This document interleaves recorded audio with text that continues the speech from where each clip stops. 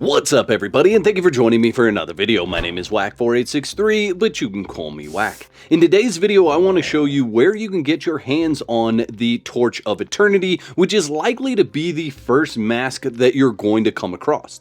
Now, the Torch of Eternity has a very cool function where when you have it leveled up far enough, it will actually allow you to get up off the ground from the feigned death state without having to be rescued by another player. Additionally, it's got a mimicry mode, which is going to allow you to heal through damage, and if you use its special ability in mimicry mode, you can make yourself calcified so that you don't take any damage. And I'll show all of that to you in this video. Now, in the place that you get the mask, you can also pick up your first set of red crystals and use those on any of your masks. You can see I have a few masks unlocked, and I will be doing guides on how to get each one of these in the future, so make sure you're subscribed to the channel so you don't miss out on those videos. In this same location that I'm going to take you, you will find this mysterious stone tablet, and you will find the parts for the personal teleporter. All of these things are very heavy, so I do recommend bringing a mount with you so that they can help carry these things back. So let's go over which mount you should choose to take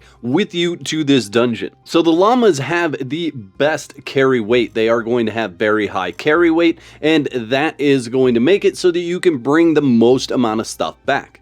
If you don't have a llama, the alpaca also has a higher carry weight, and that is going to allow you to bring quite a bit of stuff back. Lastly, you can take your leopard mount. It's going to have the least amount of carry weight, but it is also the fastest and the most stealthy if you are wanting to run past part of the content for this dungeon. Now, I highly recommend taking the corrosion tanks with you because you will be fighting the mechanical enemies in this dungeon. Additionally, I recommend the hammer, the best one that you can get, and I would say you need to be at least bronze level before you engage in this dungeon. In order to use this mask, you will need to repair the energy unit, the multifunction module so that you can insert the red crystals, and then lastly, transfer so that you can transfer your awareness into the next mask.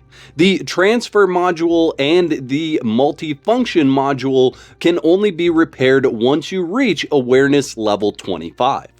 I'm going to take my jungle leopard because I'm not going to pick up the heavy items in this area to bring back. If you are not sure how to get a jungle leopard, I've got a guide on my channel showing you how to do that, and I'll link that in the description of this video so you can get your own jungle leopard. A good way to get corrosion tanks if you are not sure how to get them is to raid any plunderer area. The location that we're going to has plunderers at the beginning of it, but you may not get as many tanks as you want to, so you can raid any of the plunderer locations for more corrosion tanks. Just be careful when you're looking at the icons because the slime tanks look exactly the same and are going to have no effect on the enemies that we're going after. And this Ancient Ruins plunderer location is a really good place to come for the corrosion tanks. It's also a really good idea to go through there because it's going to give you some idea of how difficult the content that you're going to be going up against is in the location that I'm taking you to. So a couple of things for this. You want to make sure that you have a high level in hammers. The higher the level of mastery and proficiency, the better. I do normally use this solar protection just to reduce damage by 50% because you are going to take damage while you are fighting the mechs. It's kind of unavoidable, so I do recommend using that. Now, if you're wondering how I have such a high level, that's because I am actually using a tribesman in order to complete this dungeon. You can use a tribesman by unlocking control, however, you cannot save that tribesman to be revived unless you unlock info entry and you already have the mask station. The last thing I'm going to say here is that I'm making this guide to show you where to go, so there is a possibility that you are going to have a harder time going through this content than you are going to see in this video. You absolutely want to be in the best possible bronze gear with the best possible bronze hammers prior to going into this location. We are going right here, the Ancient Ruins. It says the Guardians is an outcast leader. However, the Guardians here are actually plunderers. I also recommend placing a small structure here for a campfire so that you can respawn at it should you die in this dungeon. This is one of the areas where a lot of people are going to come to, so please don't set your bonfire down here and block the ability for anyone else to build a campfire in that location for respawns. We're going to run right up here and into this cave.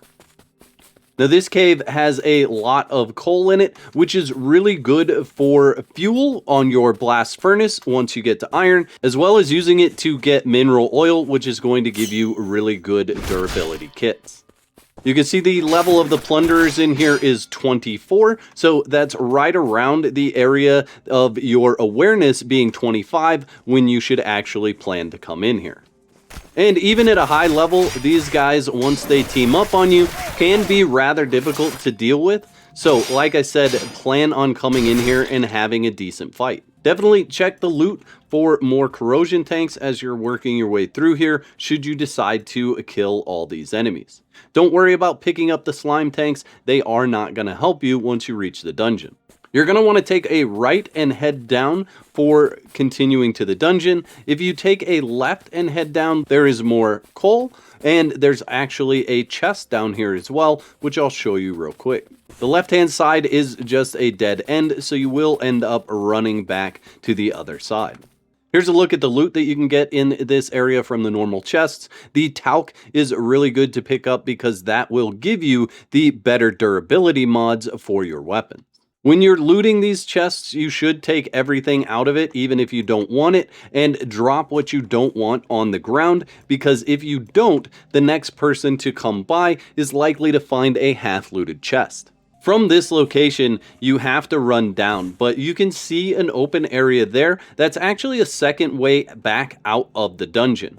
And if we look at what's down below us, we should see that there is actually a Plunderer Elite down there. You can see him right there. And if at this point in time you don't want to fight the rest of the Plunderers, you can actually use your mount just to ride right by. And I'm going to show you how to ride right by them. So we're going to head down to the right, like I said, and swing around, just follow the path till you get to this point. You want to go between these two structures and continue to head down. You'll see another chest there, which we can come back and loot, but you want to get to this point in order to enter the dungeon. There are a few things that followed me in here, which I will dispatch real quickly, and then we could go back and look at what's actually in this chest. Now there are some other chests that are around the Elite Plunderer, so if you want to engage in that fight, you can totally do that. And here's a look at some of the other stuff you can get from the chests. But this is where the real dungeon starts, and this is where you're going to find the Torch of Eternity. It's always wise to use your Q ability to see through the walls before you get up here. We're going to start with this blade on the right, and we will hit it with a corrosive tank before going in to do damage to it. You can see the loot that they drop. I'm just going to take the sunstones. These are a great way to get iron early, and actually I'll take those too. But those are a great way to get iron before you can make it to the iron area. If we remember to use our power, we will take less damage when we're actually striking, and that is going to help you with not only your durability, but also with just not having to heal as much. Now that we're in the main room, we have multiple options of where to go. There are doors on the right. You can see a door there and a door there. And then there are doors on the left as well. My suggestion is to start by going through the doors on the left because these are just singular areas and it's going to make this trip a lot easier. So if we head through this door, we should have one enemy in here, and we will throw that and then do our functions there so that we can take less damage, and we can also do the most damage possible. You can see we have our first set of red crystals. Now, even if you don't want to use these red crystals in your mask, you happen to have better ones, these will break down into the yellow crystals, which are what you're going to use to enter the final form of your mask. So it's good to pick these up. Here is the first portal part, and I'll go ahead and pick these up and then drop them on the ground so that you can see what they are. This is portal part number 1. Now you can see that it has a weight of 100, and you do get 5 parts when you pick it up. There is also a chest in this room that you should loot. It's going to have the standard loot that I've already shown you, with the addition of the Gear Durability Mod 2. So we've completed that area. That is the door on the left on the side of the main entrance door. We're then going to go into the other door that is on the left hand side but across from the main entrance door, and this is just going to be a single room as well.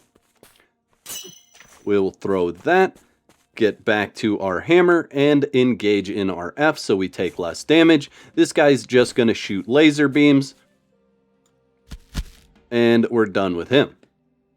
Again, the standard loot in here, and a single chest. We're back at the entrance door, and this is where things get a little bit confusing because the next side, we're going to go to the right. This is where most of the content in this area is. So we have a long hallway that's actually going to lead around and have another door. You can see there are 2 enemies in this area. We're going to hit both of them with a corrosion tank right off the bat, and then get back to our hammer and reduce the damage taken. You can see that guy is throwing a blade or a shield right there, and it does return to him, so you want to watch out for that return. Blocking is also really good in this area as well, and you want to make sure that you're using hammers. Hammers are going to do the most damage to these guys. Your spear and your bladed weapons are not going to do any damage. We're just going straight through this room, and we'll open this door. We should have a second door to open after we go around to the right here. And you can see we have another enemy there.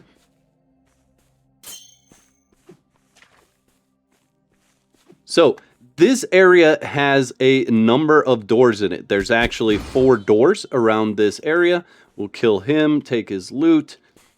So that's the door that we came in. I like to work my way from the right to the left most of the time, but for this, I actually have a map that I put together to tell you exactly where to go. So if we go through the door straight in front of us, we're actually going to find a single room.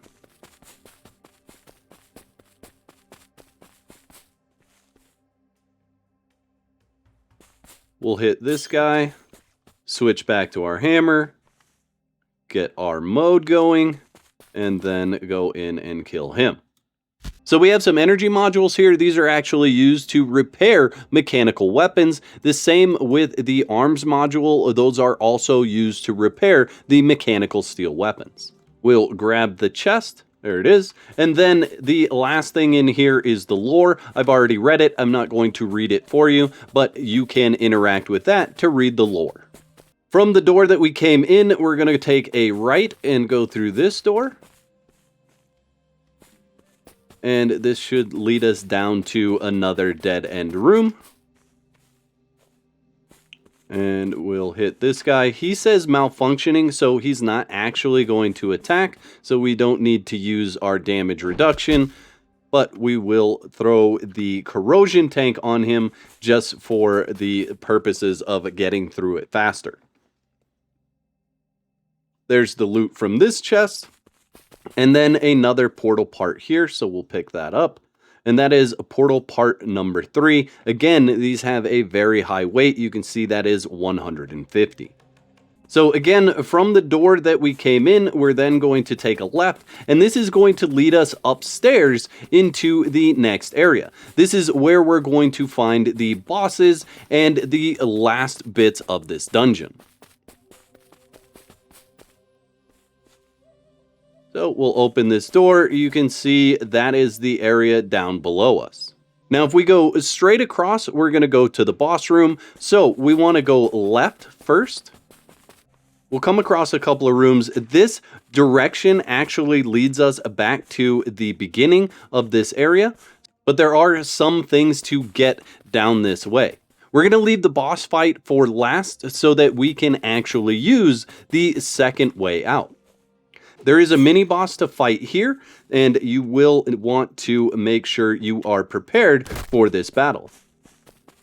You can see he did 196 damage and then 100 damage to me right away. So he is very, very strong. I'm in very high level gear. So you want to make sure you're coming in here prepared to take some serious damage from this guy. I'll give you a better explanation of the mechanics of these fights in the final boss room. But you can see the type of stuff that he drops there. There is also a special chest in here that you're going to want to loot. These normally have better loot than the rest of them, but you can see the loot there.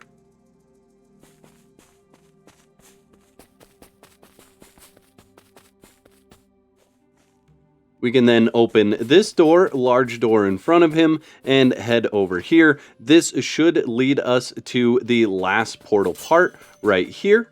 And there's actually a enemy in here. I'll show you how much less damage I do when I don't use the corrosion tanks. You can see it's halved what I normally do. So the corrosion tanks make a big difference.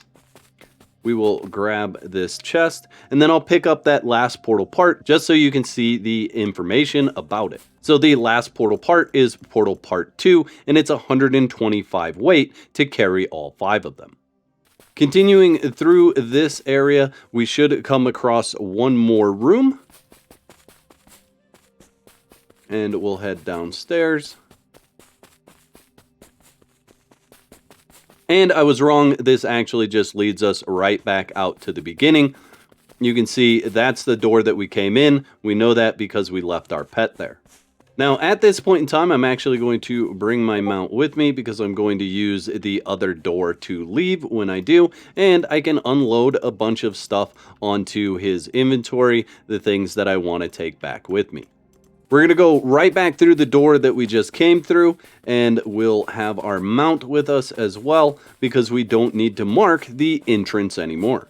We'll go to the door on the left. That's the door that we came in originally. That's the way back to the beginning again. So both of those doors will lead you back to the beginning area.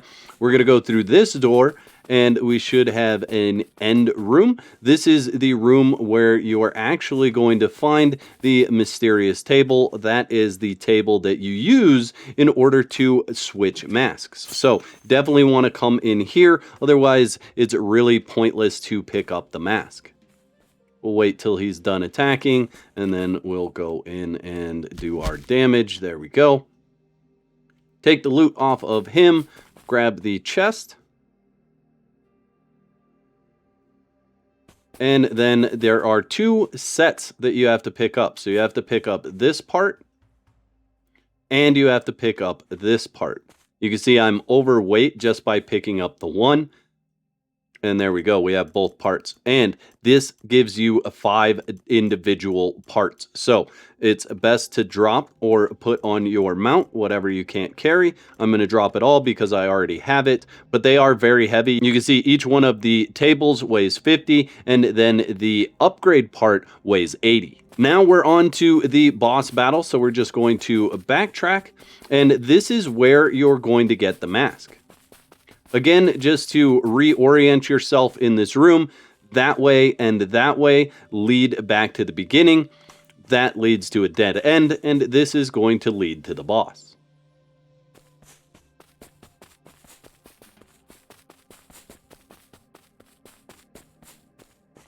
You can see we have a couple of enemies to deal with in here. We're going to tell our mount to stop following just so it doesn't come in the room and get in the way. We'll hit both of those. Switch to this. We're going to continue to run just not to take damage so that we can get our power. And then we should be able to one-shot this guy. There we go. Before we pick up the loot, we'll go over and hit this guy. All right. So now we have the loot there and the loot here. This door is the door that you're going to use in order to get to the boss fight. We'll go this way first, just to clear everything else out and see every single room.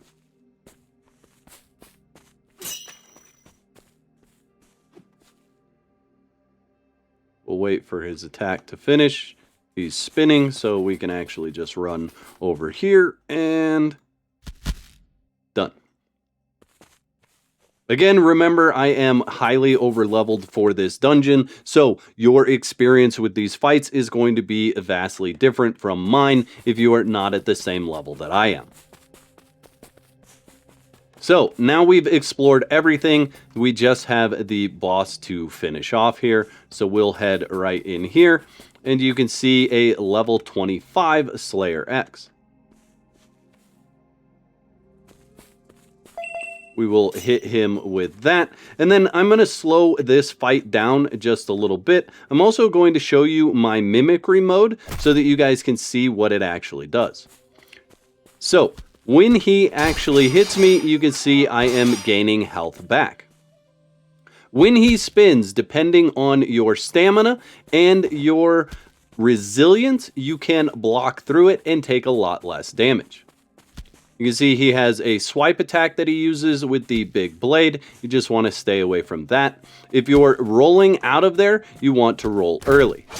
Again, when he does that, depending on how much stamina you have and resilience, you can block through it. Otherwise, you want to get away from it as fast as possible. When he has the shield and the sword, he's always going to swing 3 times, so stay away for the 3rd time. When he shoots the blades, just continue to do like I'm doing, where you're running around to the side. He's going to throw his shield. We saw that earlier, where it's like a boomerang, goes out and comes back. I was a little late on that roll. There's a hammer. You don't want to get hit with that. It will put you on the ground. When you're in there, you can decide to attack or heal right then and there. And I told you guys that I was going to show you the full capabilities of this mask. So I can stand here like this, fully calcified, and he actually can't do any damage to me. Now, while you're in this mode, you are shredding through the mask energy that you have, so keep that in mind. But it will allow you to get out of danger or not take damage for an amount of time.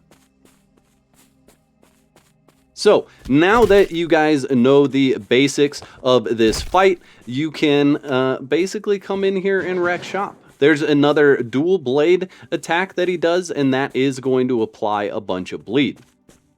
Roll now. Nope. A little bit late on that one. Roll now, and should be good. See, so it's a bit early on the roll, but as long as you're rolling out of the way, keeping a bit of distance, you should be just fine. Make sure you are watching your stamina and you're not trying to go in and do damage at points in time where you shouldn't. And roll now. That was a little early or a little late, but you can get the basic concept.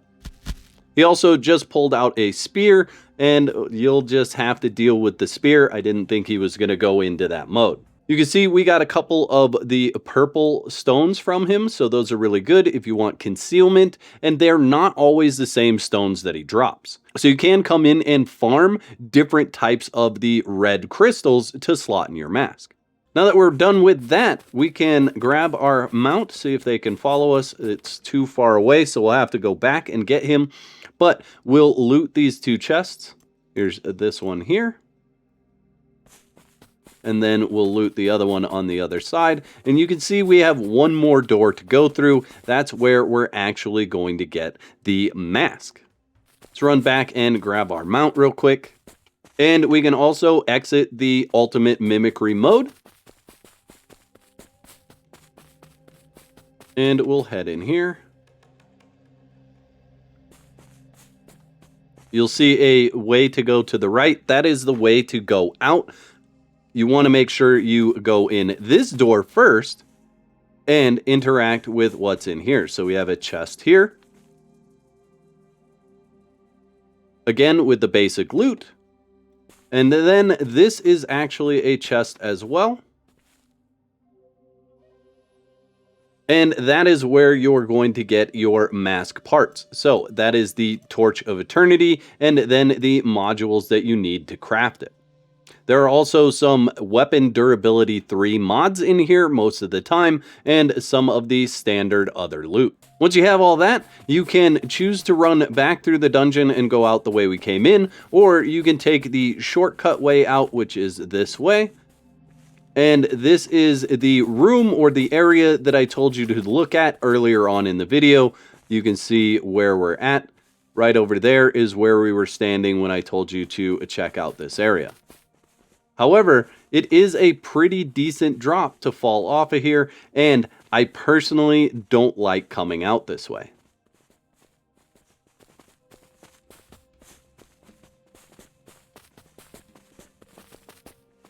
See if it's any easier over here. Does not appear to be. Can we climb? We cannot, and now we're definitely going this way, no matter what. So we're going to drop to there, maybe onto here. Yeah, that'll work, and then down like that. And then we're just going to run our way out of here because I don't want to fight all 9,000 of these guys right now. Make sure you have your mount on follow so that it will teleport to you, and we'll just get out. Watch your stamina slow up when you can, and then continue on. And there you go, you have completed the first dungeon. Once you get back to your base and you've placed the mysterious storm table, you can interact with it in order to craft your new mask. What you're going to need to do is go to craft and then put your mask parts in the bench. It's then going to let you craft that mask. Now this mask takes an hour and a half in order to craft, and you have to unlock the table by using these sunstones. A green sunstone is 1 minute, a blue sunstone would be 2 minutes, and a red sunstone would be 5 minutes. Once you have your mask crafted, you'll go back to the mask area, and it will allow you to not only use that mask, but then you can transfer your awareness to it. So you press and hold F to transfer your awareness to a different mask. And you can come back to this bench at any point in time to switch which mask you're actually using. Don't forget to whack the like button on your way out, subscribe for future Soul Mask content, and let me know in the comment section below if you've had a chance to play it. I'd like to thank all my YouTube members for their continued support. Y'all are absolute legends. If you're looking to get a leopard mount, the video on the screen right now is a guide showing you how to get them.